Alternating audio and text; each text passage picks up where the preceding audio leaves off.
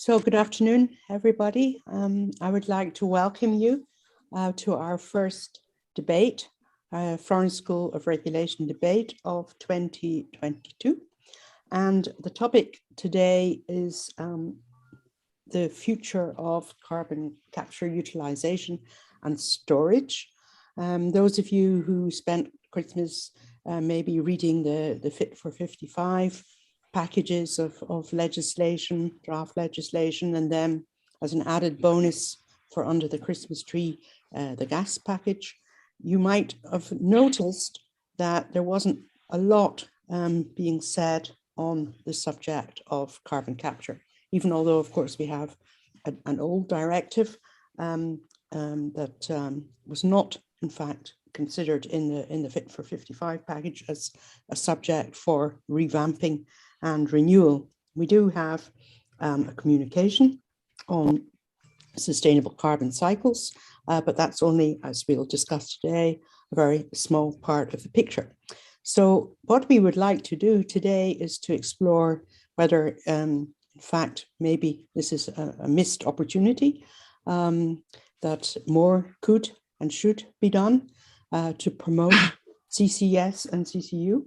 And in fact, if we want to get to where we should be by 2030, with the clock ticking very fast, we need to reconsider whether or not we should align our approach to CCU and CCS with that of hydrogen.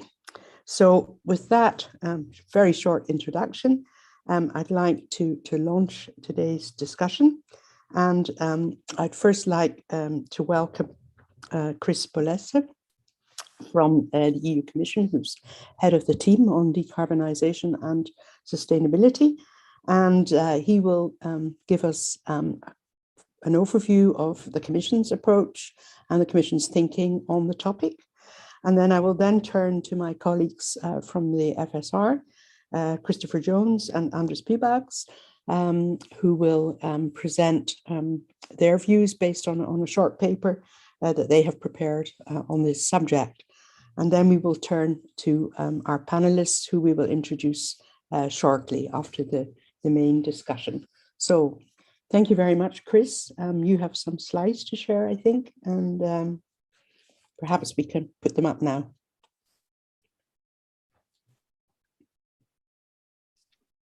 Yes, hello. Thank you very much, Lee, for this kind introduction. I hope that you can see the slides. So let me give you this.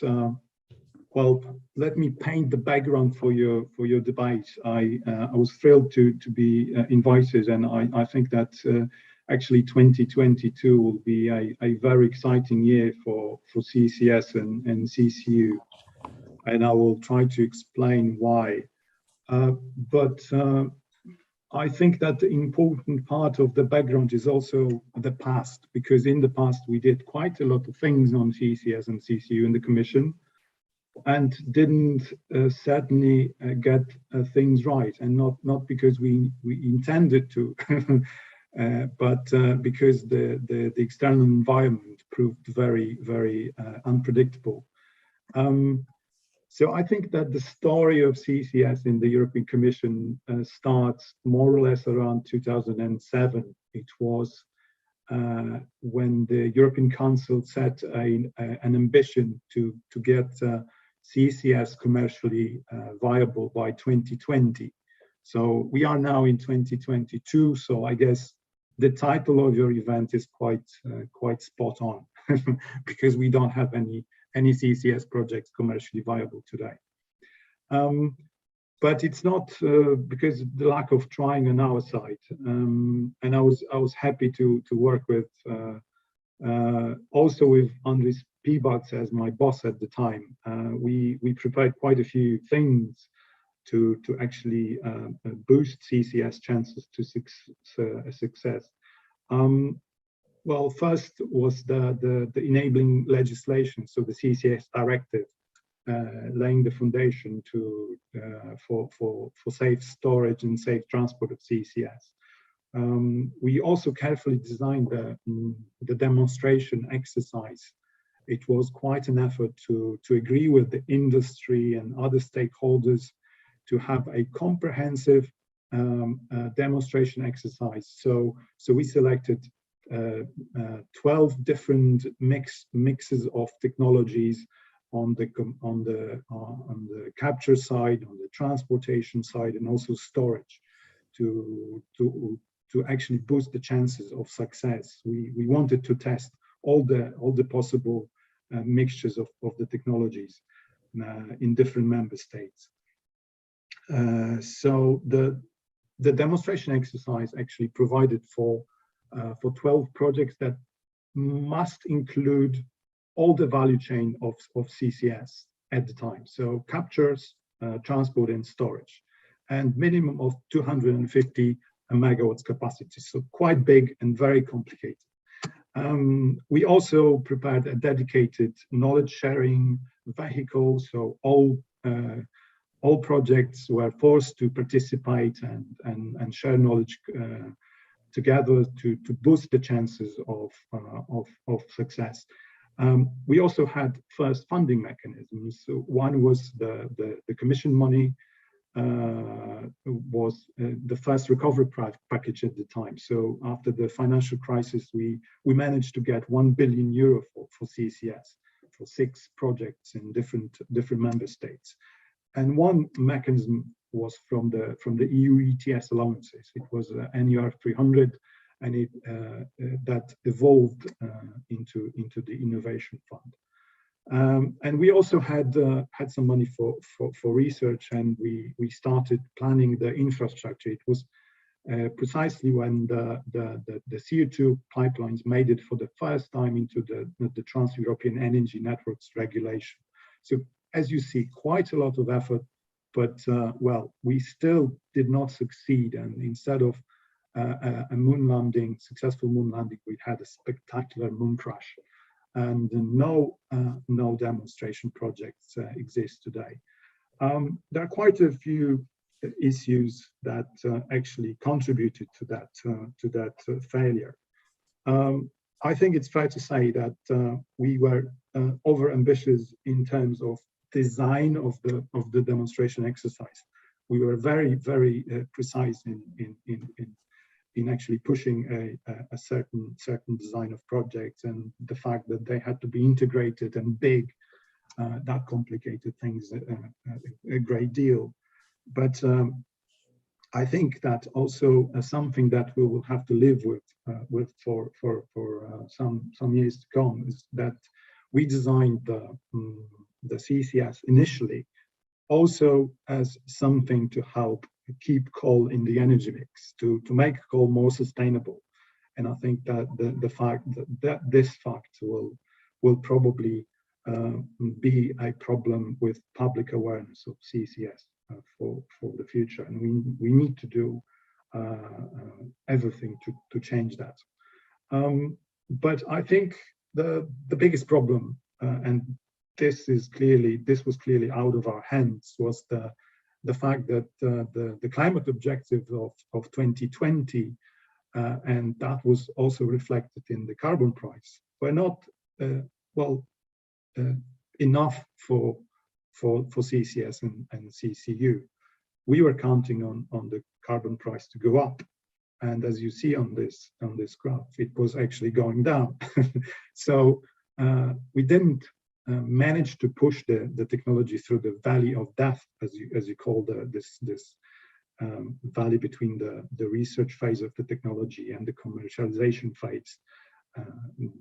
This is when I marked it in with the red arrow on this graph. This is where the price actually dropped and actually swiped off all the demonstration projects off the face of the earth.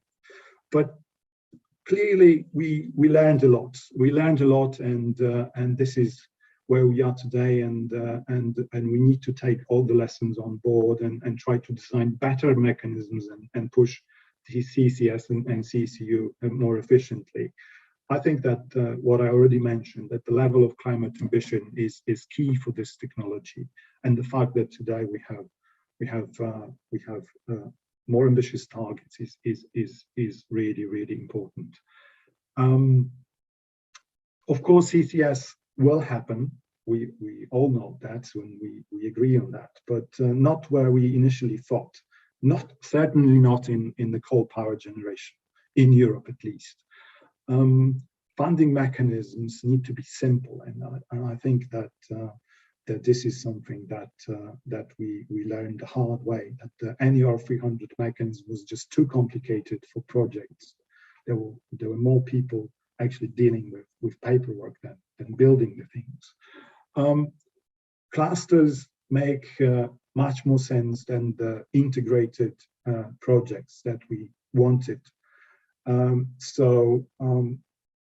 Not the complicated capture, transport, and storage projects, but smaller, nimbler, and certainly hubs are the heart of today's effort.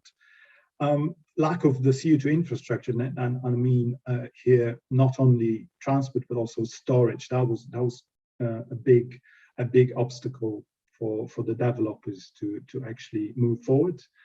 And something that I think is very, very important is that the deployment of project, the functioning of projects is key for the story, because without them, the politicians who actually hold the purse today can say that this is still a science fiction, because there's apart from storage projects like Sleipner in Norway, there's limited experience, and I think the sooner we get even small demonstration projects, the better for the technology, for the story.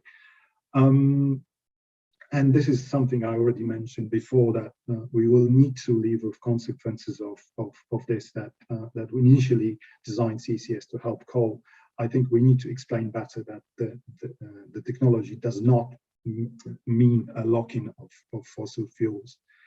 And we agree that the CCS has a bright future in our policies.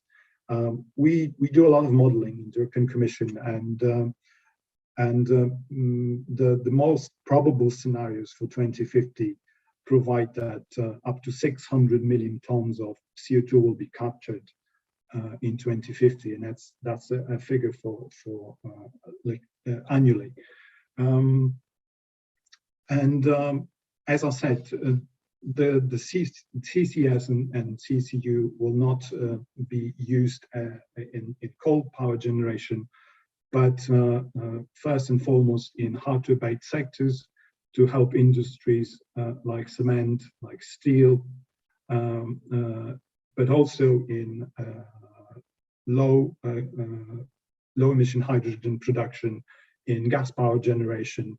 And something new and exciting field is the carbon removals. So something that Lee mentioned, the communication on sustainable carbon cycles, actually set a target of carbon removals. This could be done with application of CCS, say with biomass burning and capturing and permanently storing CO2. So I believe that we are witnessing the second dawn of CCS and CCU, also in the European Commission in Brussels. We have a higher carbon price. We have now climate neutrality objective for 2050 and ambitious reduction targets for 2030. We have taxonomy that recognizes CCS as the technology important in the decarbonisation effort as sustainable technology. CCU is not there. It's worth mentioning, but CCS is part of the taxonomy. Innovation Fund is this new improved mechanism to fund projects, and just before Christmas we announced that 4 projects have been selected. CCS projects will get money from that fund. They could not be any more different to the ones we initially supported. They are not coal power generation projects. There's a biorefinery, there is a chemical, there's a cement plant, there is a hydrogen production. So you see that this is a different focus of our policy, and a different styles as well. They don't have to be integrated. There's also quite a number of small legislation tweaks. So as Lee mentioned, this is not a big thing under the Fit for 55, but the parts as relevant for CCS development are in fact part of the Fit for 55. So for example, now mineralization of CO2 will be in products will be recognized under the EU ETS. Trans-European Energy Networks was amended in a way to enable storage as well as part of eligible projects. We now have a focus on smaller projects, on deployment, and on hubs, which was also proven by the latest list of projects of common interest. When you see the projects, there are basically all of them are CO2 hubs, not a point and source pipelines. The carbon removal certification is coming. That will follow after the communication on sustainable carbon cycles. And of course, an important part of the story is that member states are actually splashing on CCS and CCU.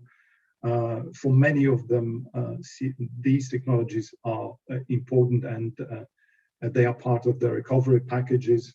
For some countries that previously were skeptical on CCS, like Sweden or Denmark, even in Germany, you can actually get some money from the recovery fund to look into CCS and CCU.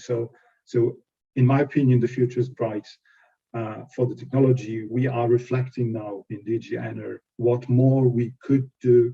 And I think debates like yours and papers like Christopher and Andres prepared are a very good base for us, very good material to actually look into what more we could do. Thank you very much for the opportunity to explain what we do on CCS, and I hope that I can learn again something from the debate that follows. Thank you very much. Thank you very much indeed, Chris, and thank you for setting us off on an optimistic note on the new dawn. We don't have a great deal of time today, so I'll pass the floor or the screen immediately to Chris and Andres, who will give the FSR initial view on this topic. Thank you very much. Many thanks, Lee. I'm going to lead off, and then Andres is going to follow up with some comments. Really appreciated the comments of Chris Balesta. And what we'll try and do is to illustrate why CCS really is important, and then put together some suggestions of what needs to be done. I mean, there seems to be no real divergency amongst what I'd call energy institutions, the IEA, the Commission, the DOE, even ARENA, that without CCS, we are never going to meet our Green Deal targets, and globally, we'll never reach the Paris objectives. That's absolutely clear. I mean, the discussion is how much we're going to need and what to do about it. And let's focus a little bit at the European level about what we need it for and why should it be a priority. And so I think we'd identify, 4 or 5 categories of where some which will certainly need CCS, others which will probably need it. So let's start with where we'll certainly need CCS if we're going to meet our objectives. I mean, first of all, there are industrial sectors, notably cement, which produce CO2 as a byproduct. So not as a result of simply burning fossil fuels for energy use, the heat or whatever, but simply as a byproduct of the industrial process. And without CCS, at the moment, there's no plan B. So we need CCS for that. Secondly, and this is what at least I would probably see as the most important, and that's energy intensive industry, as mentioned by Chris. Steel, cement, fertilizer, chemicals, energy intensive industry accounts for about a little more than 20% of EU greenhouse gases. So if you think of these sectors, steel, furnaces, cement kilns, etc., how are you going to decarbonize? How are you going to get rid of these high heat energy intensive industries? And you've got basically two choices. One is hydrogen. And okay, it's either got to be green hydrogen, renewable hydrogen, or pyrolysis hydrogen. There's no point burning blue hydrogen because blue hydrogen needs CCS to use anyway. So you might as well just capture the direct emissions at the plant. Or it's CCS. So those are basically your two options. And where we are, at least on the basis of consensus views at the moment, is that using renewable hydrogen, even and pyrolysis hydrogen, will be a really expensive option for the foreseeable future. If I look at the latest IEA figures, in order to produce low carbon steel using CCS, it will require about a 9% uptick in cost. If you're going to use hydrogen, it's between 35 and 70%.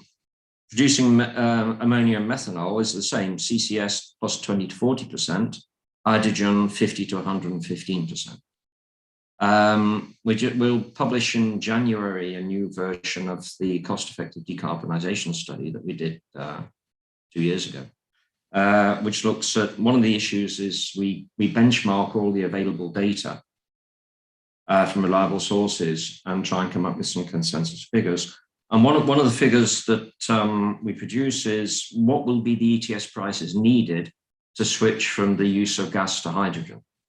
And in 2030, the numbers that the researchers found were ETS prices of 460 euros using PV, these are average prices, and 510 euros using offshore wind.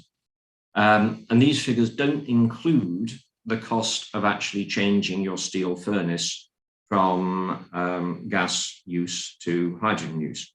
So the conclusion that you draw from these is that without the use of CCS, these companies will not have any viable option to decarbonize until 2030, 40, pick your date.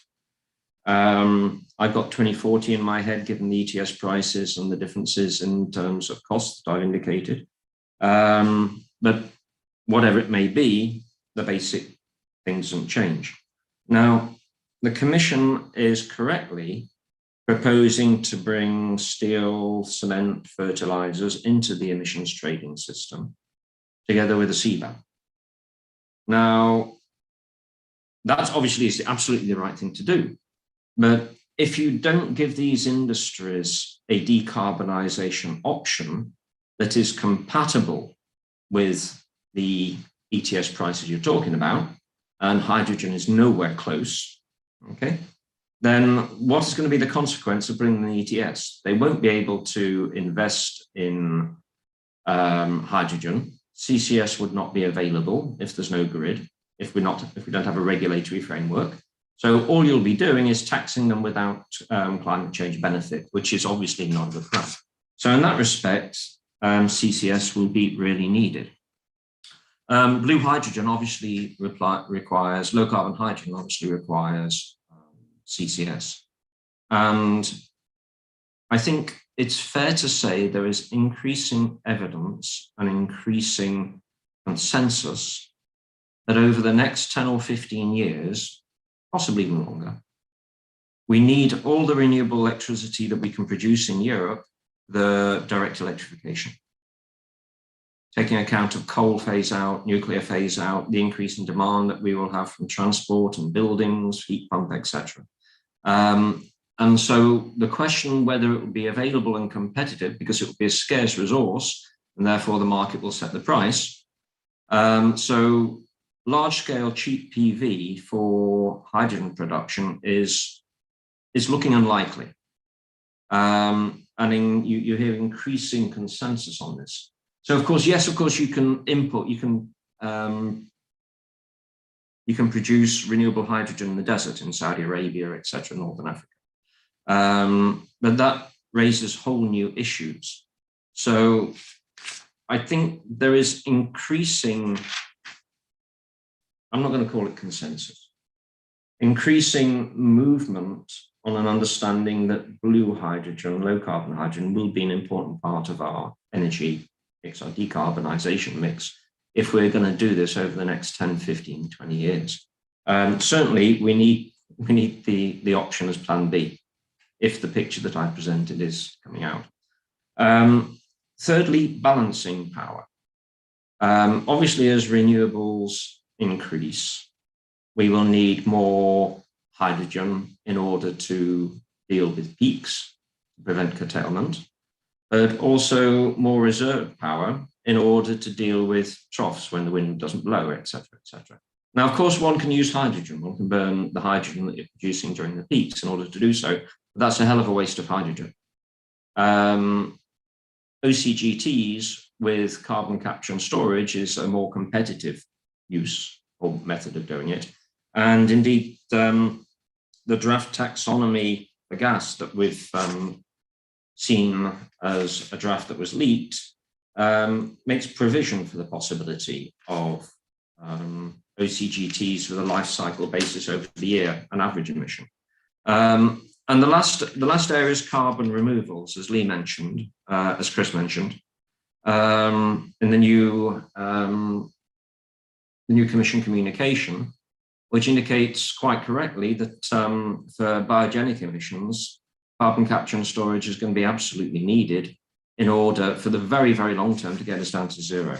So if it is true that what I say, and which seems to be an increasing consensus, is right, why is it that CCS seems to be almost like the Victorian poor orphan of European energy policy, which is, you know, when the Commission talks about it, it's more or less been tolerated, but it hasn't been a real focus. We see a change in this, if I may say. There was the very welcome CCUS forum that the Commission did last year, where EVP Timmermans and Commissioner Simpson spoke of CCS in a way I've never heard before, indeed recognizing the need and importance of it and need to do something about it. So then the question is, what needs to be done? And it was very encouraging what Chris said of what needs to be done, but I would argue that this is really not enough. That the Commission absolutely needs to lead here. Imagine there had been no hydrogen strategy in 2018. Imagine that all the Commission had done was to subsidize 4 electrolysis plants and say, yeah, hydrogen might be important, but the market will sort it out, ETS prices. Would we have what is going on today in the hydrogen market? Or would we just have half a dozen electrolysis plants and member states? No, you know the answer to that. The answer is the Commission needs to lead here, because political leadership is so important to set out the strategy and train of what is going to happen, because member states follow, let's be honest, in order to deal with what is going to be a very risky environment. So we would suggest that the Commission does need a formal CCUS strategy, like Lee mentioned, like a hydrogen strategy. They'll do pretty much the same as what they did in the hydrogen strategy, which is explain the importance of the CCS, catalyze the preparation of a CCS grid roadmap. And I don't mean a big backbone type of thing, drawing lines across Europe. A no regrets grid focused, as Chris said, in relation to the concentrations of industry that we'll have that will need this. They would call on member states to put in their 2023 National Energy and Climate Plan revisions, objectives and actions in relation to CCS. Identify business models, notably member states' train of tenders for a technology neutral approach to clean steel, clean cement, clean fertilizers, etc., which, by the way, is the basis of what is required in the new Commission state aid guidelines. Establish CCUS collaboration forums between member states and a CCUS alliance. So CCS and a silver bullet, as Chris said, the ship has sailed when we thought that it should be used for coal in the EU. It should absolutely not be used as a as an excuse to keep coal going. But it is absolutely essential, and the Commission's action in terms of really leading this, taking a leadership role, is really important. Andres, I'm going to pass the floor for any additional comments you may wish to make, and I'll stop there. Well, I think so far it's very much consensus there have been, but I would like just to emphasize the main elements that Christopher mentioned, that the need for more ambitious EU strategy. If we see from the lessons that Chris very correctly described, that we are moving to the stage where CCUS is absolutely precondition to achieve climate goals. And if we follow yesterday's discussion, yesterday's presentation of the new German Minister for Economy and Climate, you need to triple savings of green CO2 emissions per year. So it's immense scale, and you can't neglect anything. And in this respect, the direction that seems by Rotterdam Porto's hub is that there are industrial hubs with shared CO2 transport and storage infrastructure, and also creation of durable markets for CCUS. And this in a focus of one particular member state, it's very difficult to implement. Plus, Chris mentioned well some things that each minister tried to avoid, that he or she would be accused really to defending fossil fuels. This link between CCUS and fossil fuels, unfortunately, is too strong, and seeing the opportunities that it creates to decrease CO2 emissions. And in this respect, I assume that it is something that has been done by Commission, like for BEMIP as well, Baltic Energy Market Interconnection Plan. Everybody understood that you need to interconnect, as long as there have not been neutral player really to provide this direction. There have been no developments on the ground, not because somebody did not want it, but there have been not enough political courage really to take the decisions. And I assume that attempt really is needed, because without CCUS, we can't deal with energy intensive industry. And we have also problem, most probably in power sector, German ambition to make gas power generation able to use hydrogen from 2030 on, with 80% of renewables in the power mix, seems short of not delivering the reduction emission in power sector. So you would expect that at least blue hydrogen is being used, and that would require CCUS. So I assume that's the scale of task and political, I would say, inconveniences demand more ambitious approach, at least attempt, and then up to member states to use or not to use. But if it will not come, I am afraid that CCUS will stay still orphan, and there will be some good attempts, but not really the scale necessary to the challenge of decarbonization will be reached. So that, I think, the essence what our goals. We don't try really to address in the paper very questionable issues, but really to see where the main idea is. But even in this idea, there is a risk that higher ETS prices just increase the costs of final product. And at the same time, there is no reduction of CO2 emissions if CCUS is not being used. That's it from me. Thank you very much, Andres, for your additional thoughts. Thank you both. for a very stimulating and quite impassioned approach here.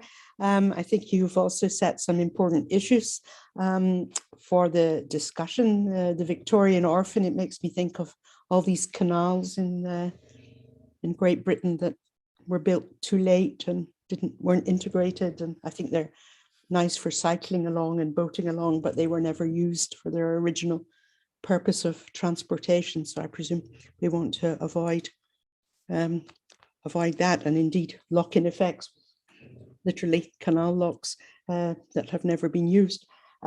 So I'd like to turn the floor now over to my colleague, Niccolo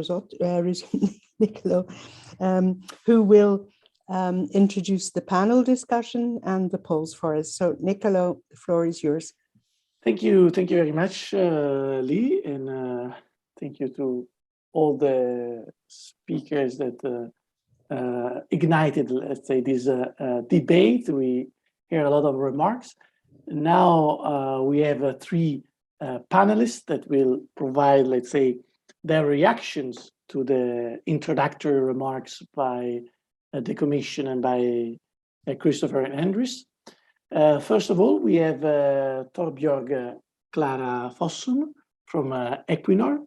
She is Vice President for Global CCS Solutions, and she will present the view from an industrial player. Then we have Malcolm Key from the Oxford Institute on Energy Studies from UK. And then finally, Jonas Elset, who is director of Bellona Europe. Since we are a bit late with the time, I would like to remind all the three panelists, they have roughly 8 minutes to present their view. So I invite them to really go directly to the point, and then we will see, we will interact with the audience via polls and Q&A. So Torbjörg Clara, the screen is yours, please. Thank you very much. And also thank you for the invitation to join this important debate. I assume you can see my screen now. I have some IT troubles today. Yes, we do. We do. Yes, that's perfect. Thanks a lot. So what I would like to do is to explain why we in Equinor are developing CCS projects and how that is part of our energy transition. And with that, I hope to bring clarity to why the theme that we are discussing today is so important. So in Equinor, we are on a journey to net zero, and that implies that we are investing massively into renewable energy. And this will feed into the increasing demand for electricity as more and more of the energy system is being electrified. But it is so that not all parts of the energy system can be electrified, and there is also a need for a solution to serve the transition for these energy-intensive segments that we have already talked about today. Example of that, decarbonizing of steel, cement, long-range transport. And this is exactly why we are developing solutions based on carbon capture and storage. All our projects are targeting these hard-to-abate sectors. And also, if you look at all the scenarios that look into how to get to net zero and how to get to the 1.5 degree, it's going to take a lot of CCS, quite a lot. It's going to be part of the toolbox. And this is also stated by the Intergovernmental Panel of Climate Change. So I would like to talk a little bit about this simple cake diagram that really just illustrates how the energy system today in Europe is fueled by roughly 1 part from electricity and then 3 parts from fossil fuels. So the fossil fuel is dominating today. And one of the reasons for that is that it is a very good energy carrier. And just to put that statement into context, if you have one ship that is loaded with natural gas, it contains the same energy amount as a whole year of production from one of our wind farm, Sheringham Shoal. And that's a pretty large wind farm with 88 turbines, providing power to 200,000 UK British homes. So this is just to give a flavor of the scale of the challenge with the energy transition. And all this needs to become clean now. So we need to use all the tools available that can contribute to significant emissions in a sustainable contribute significant emission reduction, of course, in a sustainable way. So then the good thing with carbon capture and storage is that we are not starting from scratch. The technology is ready and available. That's not where the barrier is.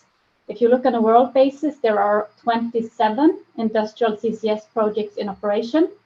You find a major part of them in the North America onshore, but we also have unique experience in Europe, and that's illustrated on this slide. Sleipner was already mentioned today. We started offshore storage in 1996 on Sleipner. This was at the time the first offshore storage in the world. And then later we have developed Snøhvit offshore storage. And even today, these two projects represent 2 out of 3 offshore storage projects in operation. And this has given us unique experience, 25 years of operational experience of CO2 storage offshore.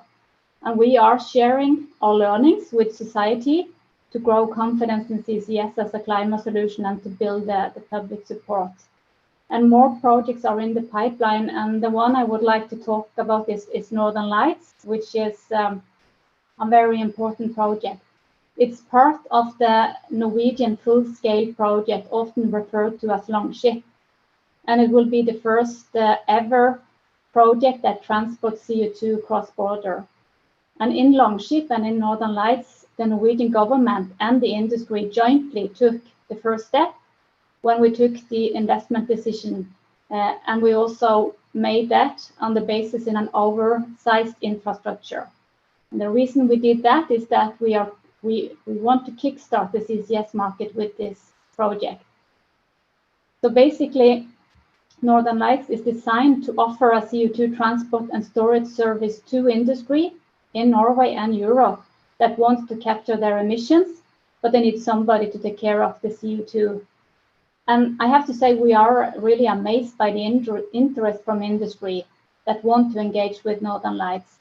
We see capture projects being matured, initiated by a broad range of industry: cement, steel, waste to energy, bioenergy, refineries, and direct air capture, to mention some. And what this industry tells us is that having the infrastructure in place and that somebody can take care of the CO2 so that they can kind of concentrate on capturing the CO2, that has removed a major barrier for them. And that has incentivized them to look into CCS. So if you think about it, the Norwegian government and these partners, we are not taking the first step with the investment decision on the infrastructure. And now the capture project, the next step is the capture project to actually make their investment decisions. And talking about that, the EU Innovation Fund is very important. So in November, when the EU Innovation Fund really took the second step, I would say, in building the CCS market by pre-selecting 4 European capture projects for grants. And all these 4 projects, they plan to utilize the Northern Lights infrastructure for storage. And if all these 4 projects are realized, they will actually fill up this our capacity that we have invested in. And if you look at the figure here to the left, it illustrates the number of potential customers that Northern Lights is in dialogue with. So 4 of these, it's actually 60 customers in dialogue, and 4 of these has received Innovation Fund support. And for Equinor, this potential customer base that we have identified through the project has really strengthened our strategic belief that we need to develop credible CO2 storage capacity to enable these capture projects to progress. So we have recently announced ambition to develop CO2 storage capacity 10 times of what Northern Lights can offer by 2035. So we are already on that task. So we hope you will hear more from us on that later. But the key message for me here today is that even if we see this clear momentum for CCS, this is not a walk in the park. There is a commercial gap between the cost of emitting CO2 and the cost of implementing CCS that must be closed. And that's illustrated here on the figure to the right. We do believe this can be changed. And we do think it will change. The cost of emitting CO2, we expect that to increase. The cost of implementing CCS will come down if we are able to help the first wave of projects to happen. And the cost will come down as a consequence of industrialization and scale and technology improvement. And we also believe that a premium market for low carbon products will grow. But for this to happen, there must be a strong effort, both from policy and from industry. We as industry, we can push the technology, we can push the solutions, but we need the government to facilitate the incentives and the policy to overcome the current market barrier. So this means that the first projects will need support. That could be funding, such as the EU Innovation Fund, but also in terms of policy facilitation. So we need a coherent policy framework at a European level. And I fully subscribe to what we heard from Christopher Jones, a call for a European CCS strategy in the same way as we have a European hydrogen strategy. I think this is needed. This is a necessity to get the force we need and to enable a forceful collaboration between government and industry. So finally, again, the first project must have support, but keep in mind they are the pioneers. They are testing and developing the regulatory and the commercial framework, and then paving the way for the future wave of projects that we do believe can be commercial without subsidy. So thank you. Thank you, Torbjørn Klare. Thank you very much. Now let's turn to our second panelist, Malcolm, please. Hi, I've got some slides to show if they could be put up. Yeah, I'm going to focus particularly on the UK position. Now, in many ways, it's got parallels with what's been happening in Europe, but in some ways, it's interestingly different and possibly, dare I say, a little bit further ahead at the moment. Next slide. Like, as in Europe, there's been a long and not very successful history. I won't go through all of this. I just stress that as long ago as 2003, the UK committed in its Energy Future White Paper to developing carbon capture and storage. The same year, as it happens, I was first involved in the issue when something called the Carbon Sequestration Leadership Fund was set up, something I think has been long forgotten now. At the time, and in 2004, a very famous article was published which described carbon capture as an existing technology wedge which could help achieve decarbonisation on exactly the same basis as renewables and so on. Since then, however, it's been a catalogue of not complete failure, but of underachievement. In the UK, we've had various projects which came forward and then collapsed, mainly because the UK government dropped support. In 2016, the IEA published a book called 20 Years of CCS, and it noted that 2 proposals by then have been dropped for every one that has gone ahead. So it's a story of a not very successful start.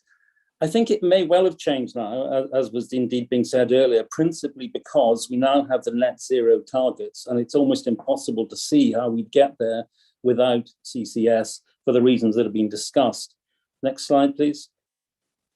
What I wanted to look at first, though, was to see why the earlier attempts to get projects off the ground have failed. I draw similar conclusions to those that Christopher drew in relation to Europe, but the main one I draw is the problems are not primarily technical. I mean, the technology is there, it works, it could be made economic, in various ways. The main issues aren't that.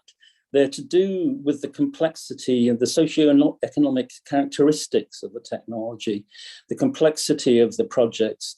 It requires coordination between a lot of different players, the provider of the fuel, the person who's using the fuel, the person who's carrying the CO2 away, and so on. They've all got different interests, they've all got different timescales. You need to provide incentives for all the participants. You need to de-risk their investment in carbon capture and storage. You need to have a sensible and coordinated network development and so on. So it's much, much more complicated than, say, introducing renewables into the electricity system.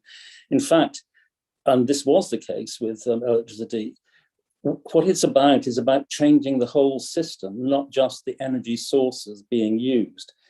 Now, when it comes to the UK's latest position, I think it has learnt in the same way that the Commission has from the second of the bullets on this, that is how to do better on coordination, providing incentives all round, incentivizing network development and so on.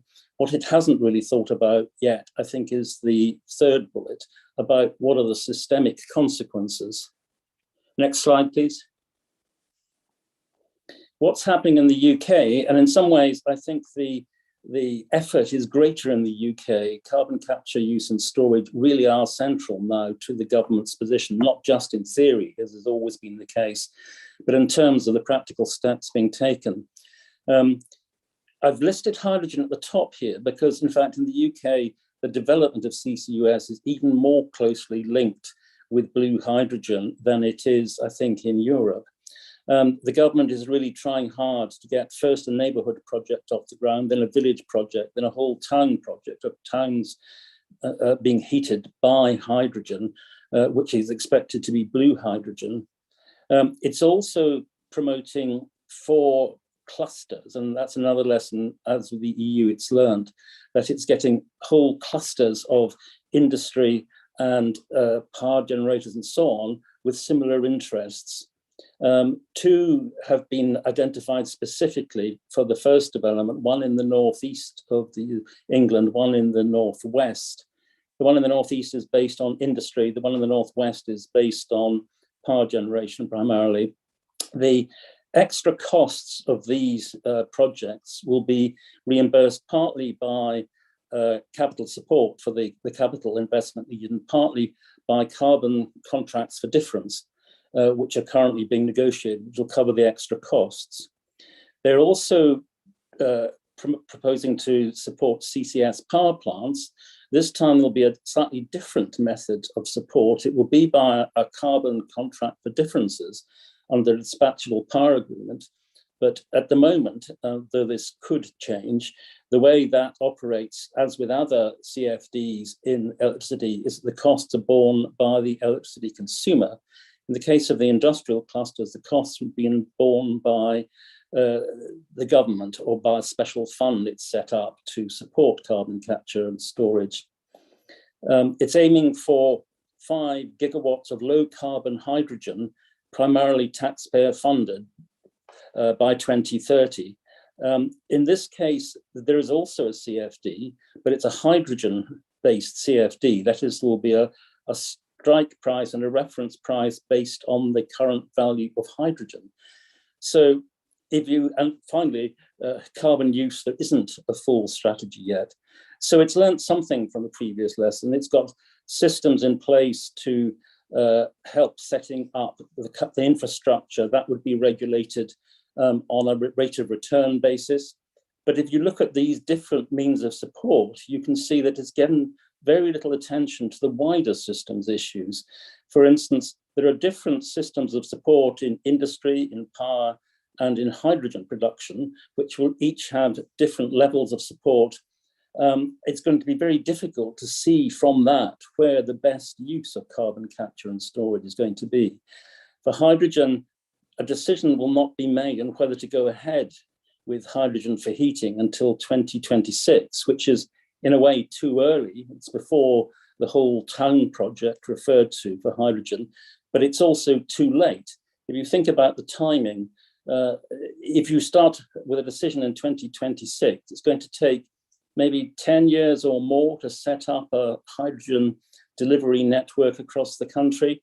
Meanwhile, by the mid-2030s, the UK says it's going to have to ban the installation of new gas and oil heaters. So if hydrogen isn't available by then you've got a problem that people's only alternative will be electricity. So you will possibly have preempted the ability to use the hydrogen. Next slide. Meanwhile, on the wider strategic issues, that is network planning across the energy sector, system operation across the centre, all it's saying is that it's thinking about it and it may do something about it at some stage. That it recognises that there might be a need for a strategic function, but it's not sure who would do it and how it would operate. I think this is very important because a lot of analysis in the UK has shown that this is going to be a key element of the future energy system. For instance, if you have a lot of electricity being used for heating and for vehicles, one of the key aspects is going to be to manage that in such a way that it doesn't impose too much of a stress on the electricity system. And that could be done as far as heating is concerned by using heat pumps supplemented by hydrogen boilers, which is one of the main front runners now, which would require coordination between the gas and electricity systems, the hydrogen and electricity systems, both in planning and in operation. So there are a lot of big issues like that on the planning of a new low carbon network energy system, where the government hasn't really given much thought to how it's going to optimize across the different fuels and across the different sectors. Last slide. Yeah, Malcolm, please, if you. So I'm just finishing. Yeah. So what my conclusion is that, in my view, the government is approaching carbon capture, use and storage in essentially the same way as in renewables in electricity, as an exercise in just pushing new technology onto the system. But decarbonisation is about more than that. It's about changing the whole system. And it's going to be particularly complicated with CCUS and hydrogen because of the new networks needed, which will inevitably require government underpinning in some way. So I think in relation both to the UK and in relation to the EU, it's very important to have an overall strategy for CCUS and how it will develop. Thank you. Thank you very much, Malcolm. And now our third panelist, Jonas Helseth from Bellona Europa. Please, you have 8 minutes. Thank you very much. I'll, since we are quite over time, I'll try to use less than 8 minutes. So a pleasure to be here, and Happy New Year, everyone. I think it's fairly easy to be brief also because it's good to speak after people that you largely agree with. I think there's been a lot of things said here today that I think resonates with the way we in Bellona are thinking about things. Bellona being an environmental NGO and climate change focused NGO, and I think it's also fair to say Bellona was the first environmental organization, perhaps the first organization at all to put CCS on the agenda in the European Union and Europe in general, back in the 90s. And it's also fair to say that the last decade has been, for that work in Europe, more or less a fight to keep CCS on the agenda. So hearing, not least from the European Commission, from Chris Palesta, what he's having to say about, I think, quite enthusiastic presentation about some of the things that are taking place in the various parts of the Commission in that space is very good. And I want to pick up on just a couple of things that Chris in particular was talking about. I should also probably say that I'm the vice chair also of the European Technology Platform for CCS and CCU, the Zero Emission Platform, ZEP, which has been part of our work to inform the Commission and to advise the Commission on the way forward in that last decade. My organization focusing mainly on industry in the locations where we're located at the moment, including the Nordic countries here in Brussels, the Netherlands, Germany and the UK. And industry, as we've heard from several speakers, there you have sectors like steel, cement, chemicals, which will be requiring CCS as part of the emission reduction portfolio. So one of the things that I maybe was missing a bit as emphasis from Chris, but we heard from many others here, and you mentioned as well, Chris, is the need to shift the CCS agenda away from the power sector alone, where I think it started very much in the EU approach to it. It was partly driven perhaps by the ETS, which you didn't mention, which wasn't, of course, set up as a power sector only system, but which provided free allocations to the energy intensive industry sectors that effectively are going to rely on CCS as part of their climate action. So that also, in a way, led to the whole, I think we can say, not only in the EU level, but also member state level, the whole climate effort almost being solely focused on the power sector, therefore leading to CCS projects also being developed in particular in that sector, and not in coal. Not only, we also had gas project at the time, which equally fell over.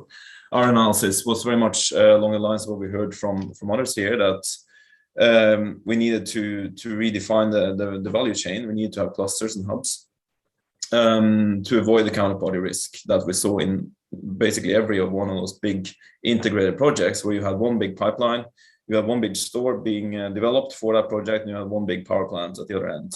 And the counterparty risk of non-delivery of either part of that value chain led to growing costs and basically made most of those projects fall over.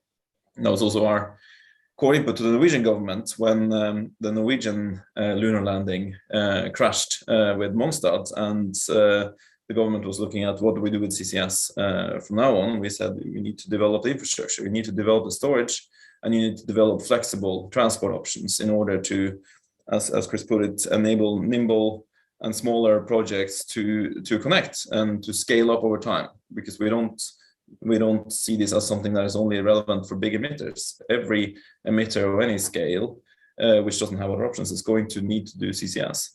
And therefore we need to have that type of transport, like for instance, shipping. And I think that's also very encouraging to see what is now taking place in Norway and in Rotterdam. On infrastructure, we've, I think, been on record as describing that infrastructure as parallel to the sewer system. No one really wants to be compared with sewers, but it is parallel. I think that makes a lot of sense, because sewers are there because we need them. And if we recognize that we need a set of industries that are the basis also for the green transition, for the shift that we need in our economies, we're going to need also to have infrastructure that helps us avoid that, as in the past, the sewage was dumped into the river and led to diseases, to massive societal costs. The same thing we're doing currently with dumping, billions of tons of CO2 in the atmosphere every year. And that is something that I think isn't being recognized at the moment. We need to have that infrastructure to enable the industries we need also in the future to continue to exist. And just moving them somewhere else is not going to fix that problem. And I think that's also why the CBAM proposal and the shift away from free allocations for industry is really encouraging, because that moves us away from a Europe that protects inaction to a Europe that actually protects those who act and make them potentially winners. So just very briefly on what the Commission is doing on infrastructure, I think we've had some encouraging developments recently, not only from the Commission, but also European Parliament and Council in the Trans-European Networks for Energy, where we recently had a preliminary agreement to include CO2 storage as part of the infrastructure that can be funded from the Connecting Europe facility, which is quite a big fund that's mainly targeted on energy infrastructure. In the past, that has only been able to fund CO2 pipelines, but now we also have an opening for CO2 storage to be part of that. I think that's a growing recognition that this is critical for the efforts that we need to do. I think it's worth mentioning that is something the Commission has to scale up massively now. We heard also Andres Bibox talk about scale. The key point here was also made by Christopher Jones, that industry everywhere is going to be required to decarbonize, and the CO2 price will be growing for everyone. The free allocations will go away. That is the expectation the Commission and the European member states are putting on their industries. Then if those same governments don't take the responsibility to provide the infrastructure on a free and fair access basis for industries across the European Union, you will undermine the functioning of a single market. You cannot have a single market that creates fair competition if you don't have access on an equal basis to the infrastructure that is needed to operate in that market. And therefore, the example of PCI projects that we helped Port of Rotterdam to get about 100 million European fund money is maybe not a scale that we need to see, but it's an example of how that European money changed the debate in Rotterdam and in the Netherlands about what CCS could be, away from only being a part of the domestic discussion about Dutch emissions, Dutch industry, Dutch needs, to actually talking about how does this play a role in the European context, how is Rotterdam as a major port, as the biggest port in Europe, in fact, and one of the biggest in the world, going to play a role in decarbonizing industry, not only in the Netherlands, but also down the Rhine, and in neighboring countries like Belgium, France, etc. That is the kind of development that the Commission has to be driving, because that's the role of the Commission as manager of the single market. And maybe I'll finish on one other note, which is, I think, is equally important. There's been a lot of talk about hydrogen, about blue and green hydrogen, how that also plays a role for industry. One of the worries that we have in Bologna, which is, I think, growing every time the Commission is putting out a new document of late that is related to industry and or energy, is what I would describe as hydrogen readiness. Has a certain parallel to what some of you might know from the past as CCS readiness. There was a requirement introduced for power plants, new power plants being built in Europe to be CCS ready.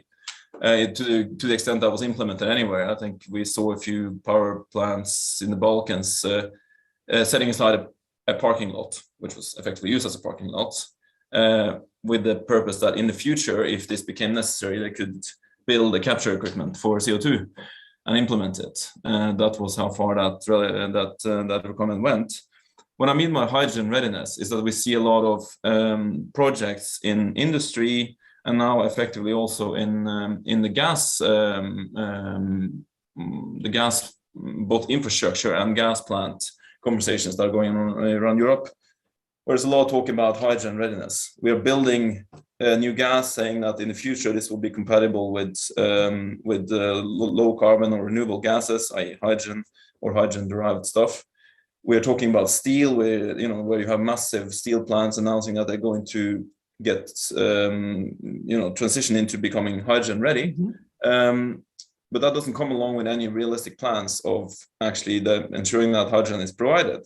So what you're doing is, instead of implementing the technologies we have available today, CCS being one of them, we are kicking the can down the road with the expectation that the future is going to fix a massive supply of hydrogen without any plans to do so. And I think that's a key risk also to CCS developments in Europe and to the Commission and the pressure on governments and the Commission to make sure that we get CCS rolled out timely, which is effectively yesterday, if we are going to just rely on future stuff that there's no plan for.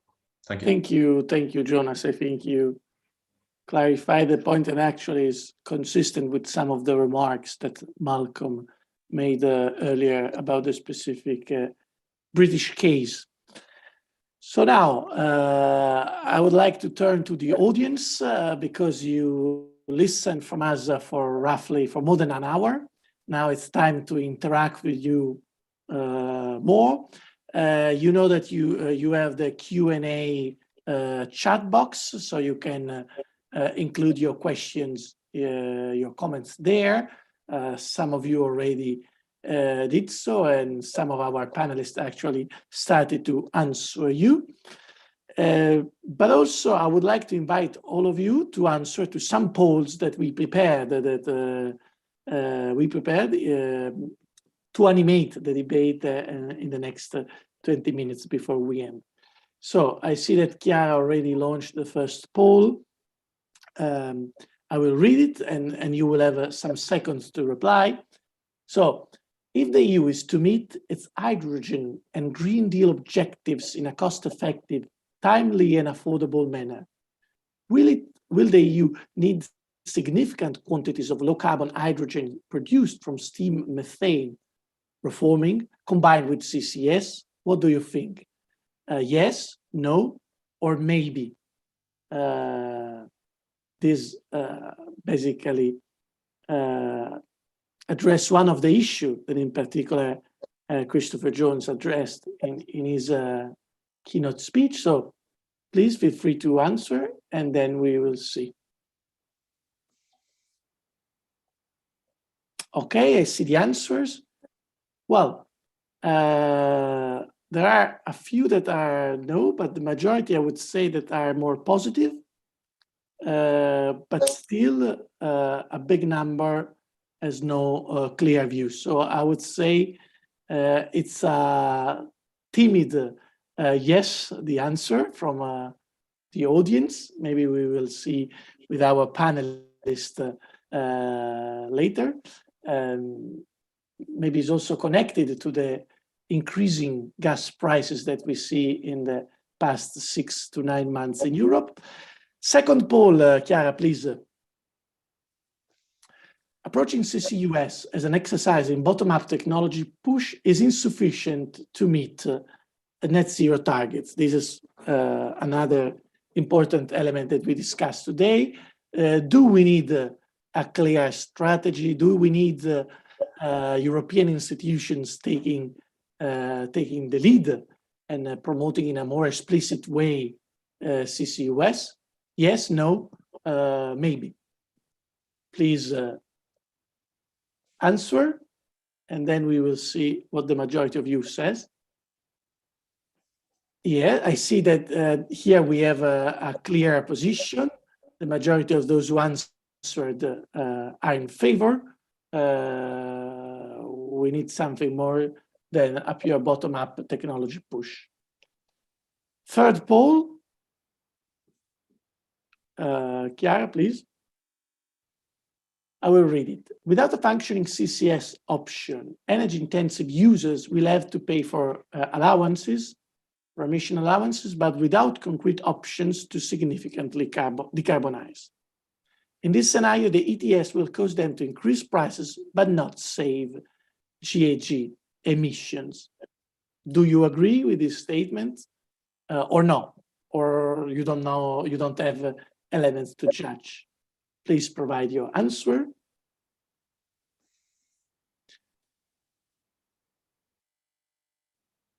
Again, a bit like in the previous question, there is a clear majority of you that say yes, we need CCS basically in the hard-to-abate sectors, but still a big number of you has no clear view, and some are actually against.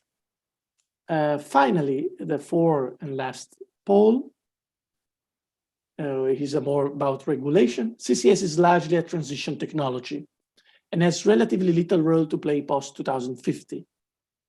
There is a real risk that the CCS infrastructure can become a stranded asset, something that is already a possible threat for gas assets. Do you agree or no with this statement? Do you see a risk for stranding assets? And here, the majority think no, there is no risk of having the CCS infrastructure becoming a stranded asset. So, thank you very much for your comment, for answering the poll.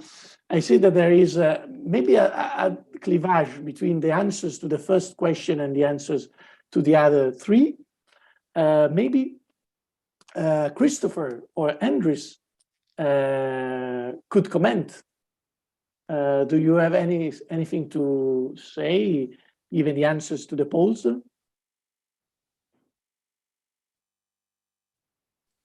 Well, Nicola. Go ahead, Andres.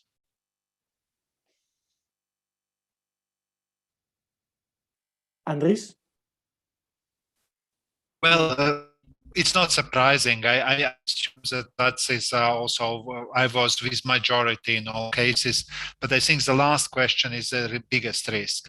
Because if we are now during French presidency installing CBAM, really to bring it, and then you just get higher prices, you lose competitiveness, and you does not achieve your carbon targets. And that, I think, would be a miserable scenario, and that definitely should be avoided. I think that's what, for me, is rather crucial, that whatever is being done, we really decrease carbon, because risk of not being credible.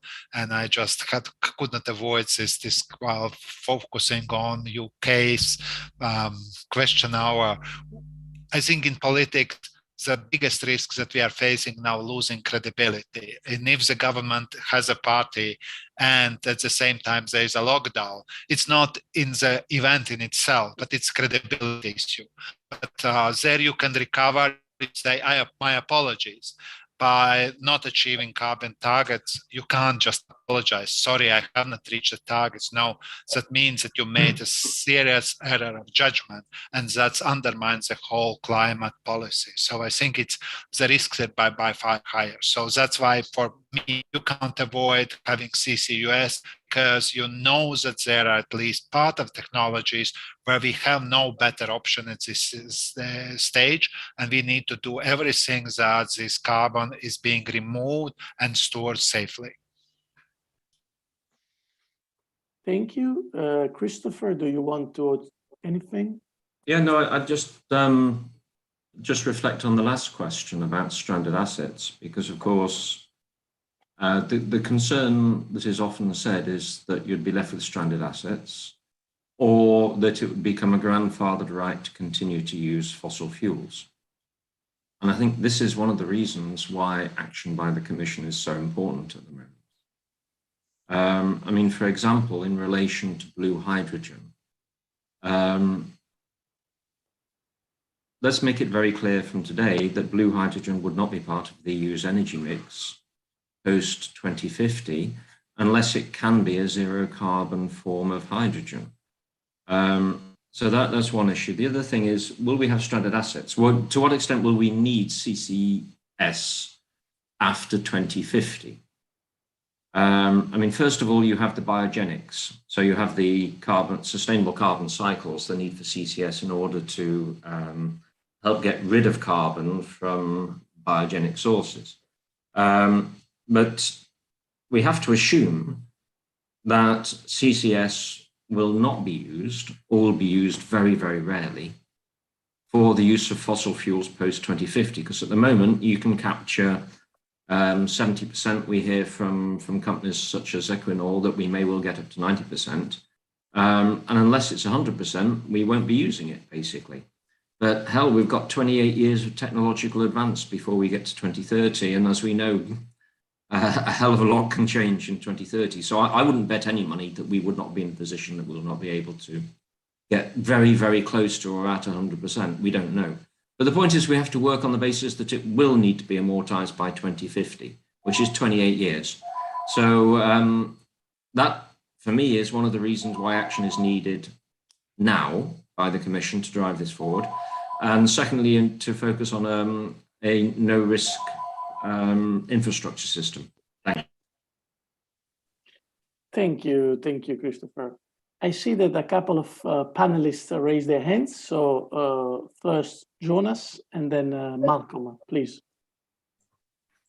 Yeah, thanks. I wanted to maybe pick up on the lock-in risk as well. I think it's an important discussion, not least in our community, environmental NGO community, where there has been a lot of concern about that, and I think there's been legitimate concern also, partially because of the way that European utilities played the conversation around CCS. To say it was like a fig leaf, basically, to keep burning coal like tomorrow, no tomorrow, there's no tomorrow, and just saying you don't have to worry about coal emissions because in the future we'll have CCS.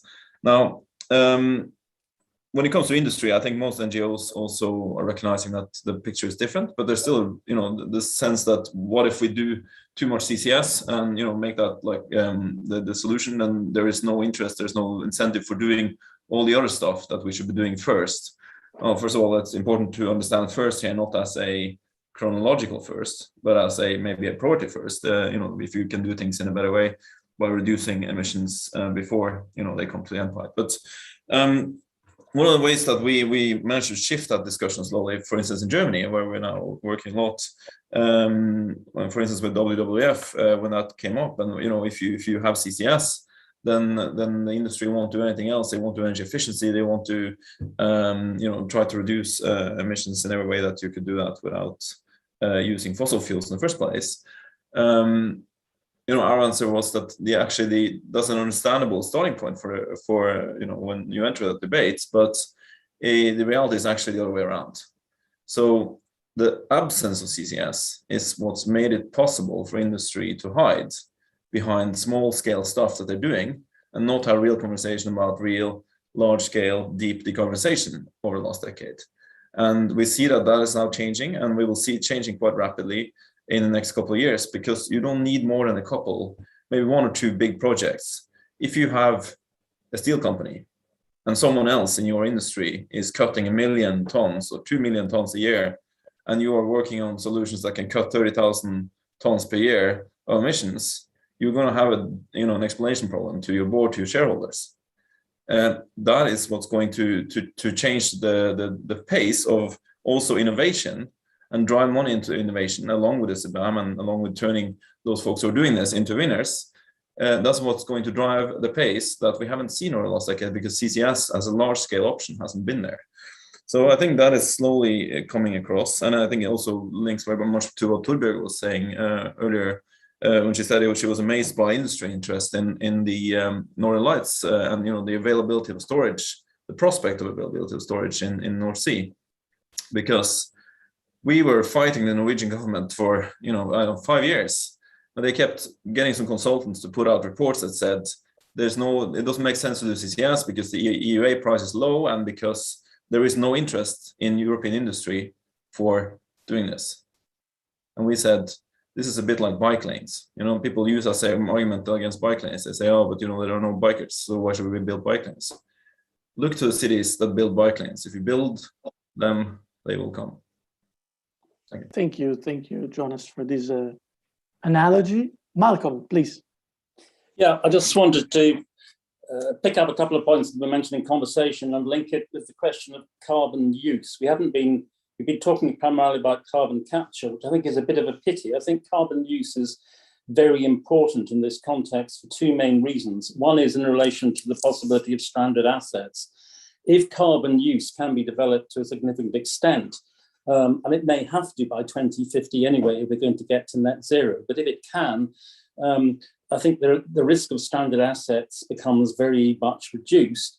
But as I was saying in my own presentation, if carbon use is going to be an important part of it, you have to start thinking about that in terms of the carbon network design and so on. It's not just about taking carbon away and disposing of it underground. It's also about taking carbon to where it can be used.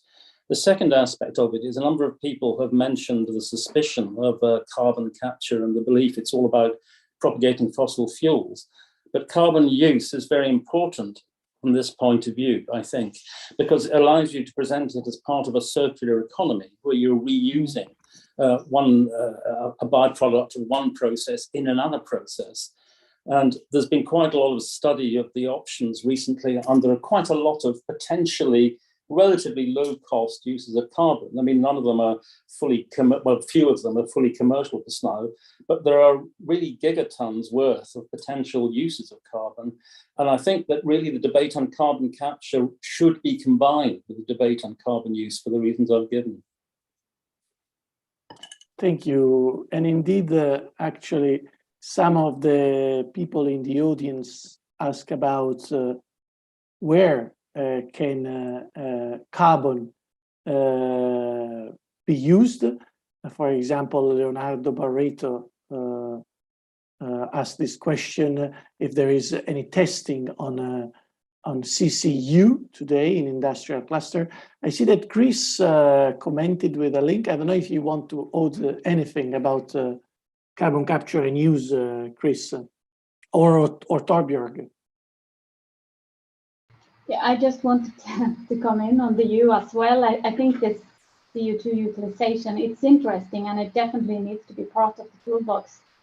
And it's also important to ensure that we have good criteria also for the CO2 utilization, that it really contributes to emission reduction and that not the CO2 is emitted out again further down the line in the value chain. So that's important. And I would just kind of also emphasize that we need to do both. Let's not the utilization become a distraction and an excuse to not look at storage, because we really need to do both. And if you look at the numbers, there is a sense of urgency here. And I feel on that sense of urgency when I kind of explore the scale of the challenge with the energy transition. And just that quick reflection also about the stranded CO2 infrastructure asset potential. As far as I know, if you look on the analysis beyond the 2050, there is a significant need for storage, because then negative emissions from direct air capture and bioenergy becomes important. So I don't see that risk, and I think that should be considered, of course, but let's not make this distraction from us for actually developing these projects, because that needs to happen now. Thank you. Maybe Chris, and then Jonas for a final comment. Please, Chris. Thank you. So I sent you a link in the Q&A chat to the award decision of the Innovation Fund, and there are well, quite a few projects that include a component of CO2 use. I just want to use this opportunity to underline that CCU only makes sense if it uses a non-fossil CO2, because otherwise we're just extending the value chain of the fossil CO2 and emit it in the end. So there's no climate benefit. So we now, of course, some projects will use fossil CO2 to actually, check different options and in the demonstration phase. But once we get to the commercial utilization, I think only non-fossil CO2 makes sense for the utilization projects. And that is why I don't think that the CO2 infrastructure will be it will lose its potential post 2050, because we will still need CO2. CO2 will be in the system. It will be of non-fossil origin, but it will be there. And some of it we will reuse in the industry. Some of it we will store in products, removing it actually from the atmosphere, and some of it we will use for creating negative emissions. So the whole industry will remain. It's just that the source of CO2 will switch from fossil to non-fossil. That's it. Thanks. Thank you. If Jonas, you want to have a very short comment, and then I will give the screen back to Lee for the final comment. So, okay. Very, very short. I was trying not to say anything about it earlier, but I always get a bit triggered by the word CCUS, because I think it's in a way an unhelpful conflation of two things that are not the same. They can be similar, but they are not the same, in the sense that CCS is something that you only do for one purpose, and that is climate action. CCU can be something that can be a very interesting industrial policy and very interesting in industrial processes, but it's not always climate action. And I think one of the most important things that happened in the Fit for 55 package from the Commission, therefore, was the introduction of an attempt to define how CCU should be treated in the EU ETS by including a sentence that says that industry emitters will always have to surrender EUAs if the CO2 is used for producing a product that emits CO2 again under normal use. So there are three things you need to ask when you hear about CCU, and one is scale, of course. One is permanence, as in, is the CO2, as Chris Melissa said, is the CO2 actually just postponed as an emission, or is it stopped from being dumped in the atmosphere? But thirdly, also, what is the energy input for the process? Because we often hear people talking about valorization of CO2 and the massive market in the future of CO2. I don't believe in any of that. I think we need to recognize that we have a massive CO2 problem. We're dumping billions of tons of this stuff in the atmosphere every year. And everyone who understands supply and demand, we can capture a lot of it very cheap, actually. If there was a massive market on the scale that people are talking about for CO2 utilization, it will be used today. We need to do something with this problem, which is stopping CO2 from entering the atmosphere. And that's why I think it's important to keep those things separate. Thank you. Thank you. Unfortunately, we are running out of time, so I will close here the debate. Lee, any final comments on your side? Any remark or? Well, thank you very much, everyone. I think it was an extremely rich debate on a complex topic, but I think we addressed it from many angles. And I'm very grateful to everyone who has participated today. We're completely out of time, so it's very difficult to sum up, unfortunately. But perhaps the Commission, having attended the debate today, might think about a hydrogen strategy or a CCU strategy that resembles the hydrogen strategy. Maybe the participants today and the discussion has convinced you that something urgent is needed, and to reflect on that. So I'd like to just thank everyone for attending today. Nicolo for excellent moderation, thank you. Chiara for the backup there in Florence, and we'll be back with our next debate on the 9th of February, and we'll be looking at the new tariff proposals or the tariff discounts that are proposed in the new gas package. So we hope you'll join us, as well as many other FSR events, of course, that are scheduled in the coming weeks. So thank you again, and enjoy the rest of the afternoon.